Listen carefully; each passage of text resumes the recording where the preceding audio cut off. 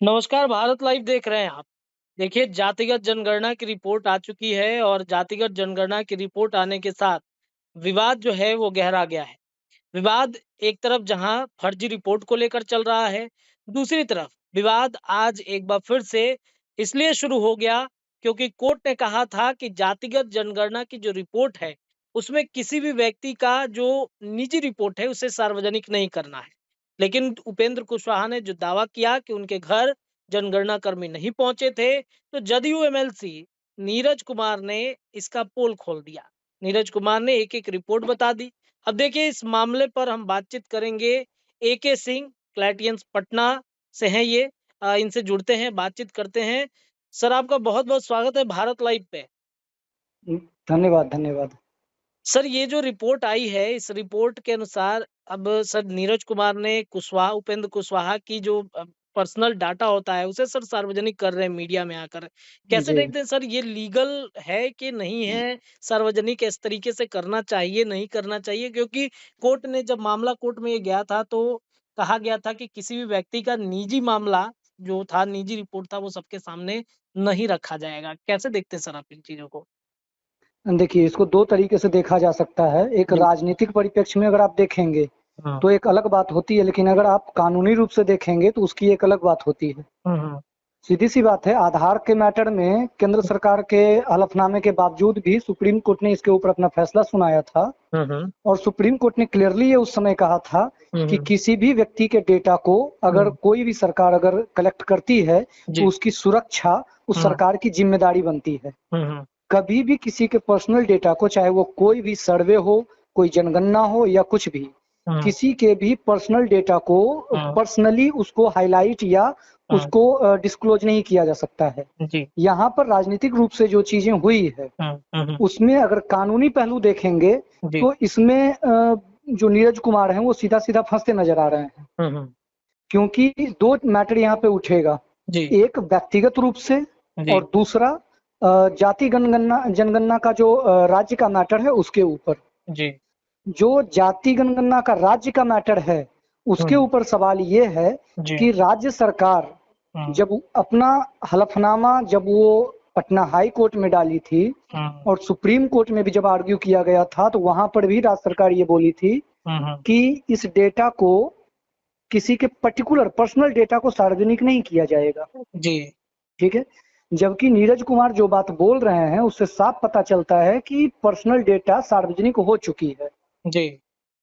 और अगर कोई पर्सन ये कहते हैं कि अगर किन्हीं के पास स्पेशल राइट प्राप्त हो राजनीति में कि वो हुँ, किन्हीं के डेटा को वो सार्वजनिक रूप से ला सकते हैं या सरकार के द्वारा इकट्ठा किए गए डेटा को वो सार्वजनिक कर सकते हैं, हुँ, तो हुँ, ऐसा कोई इम्यूनिटी प्राप्त उनको नहीं होती है। हुँ, हुँ, उनके ऊपर कार्रवाई हो सकती है, 2 हुँ, तरीके से। हुँ, एक तो कोर्ट में जाया जा सकता है और हुँ, दूसरा राजनीतिक रूप से।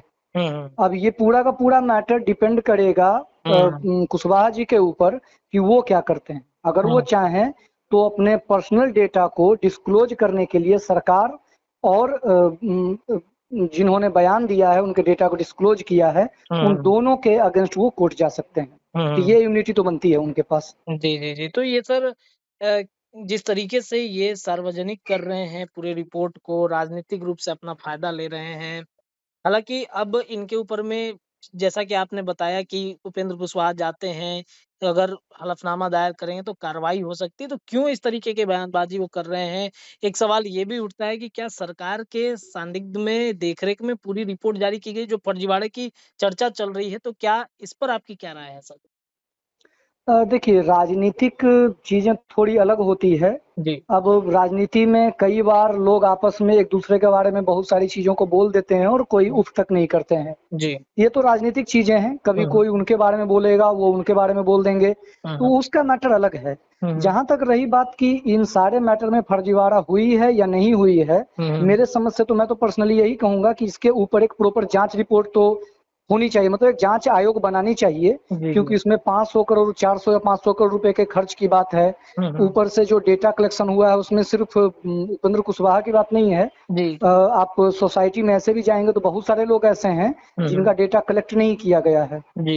तो डेटा के ऑथेंटिसिटी पे तो बहुत सारे लोग सवाल उठा रहे हैं।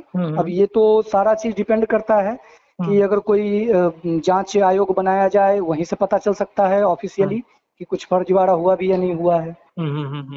तो ये मामला जो नीरज कुमार वाला है वो शायद कोर्ट में जा सकता है।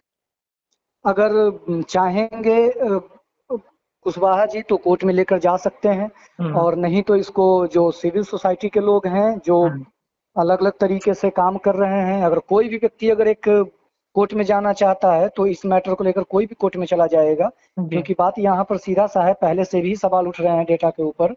और इससे तो और साफ हो जाता है कि अगर किसी एक व्यक्ति का, और वो भी जो खुद ही राजनीति में बैठे हुए लोग हैं शीर्ष पे, अगर उन्हीं का डेटा अगर लीक हो रहा है तो सिंपल सी बात है और भी लोगों का डेटा तो लीक किया ही जा सकता है। जी, बहुत-बहुत धन्यवाद सर इन तमाम विषयों पर हमारे साथ चर्चा करने के लिए। दर्शकों जुड़े रहिए भारत लाइव के साथ, ऐसे ही तमाम चर्चाएँ करेंगे। आप भी अपनी राय रखिए, क्या वाक़ई में जिस तरीके से जाति आधारित जनगणना की जो रिपोर्ट आई है और नीरज कुमार ने जो उपेंद्र कुशवाहा के एक-एक घर का डाटा, परिवार के सदस्यों का डाटा वो दिया है, क्या वो सही है या गलत है? कानूनी रूप से क्या कार्रवाई होगी? इस पर भी अपनी राय रखिए। देखते रहिए भारत लाइव। धन्यवाद। अगर ये वीडियो पसंद आई और वह बिहार के राजनीति और बिहारियत से सरोकार रखेनी तो सब्सक्राइब बटन दबा के चैनल के सब्सक्राइब कर ली।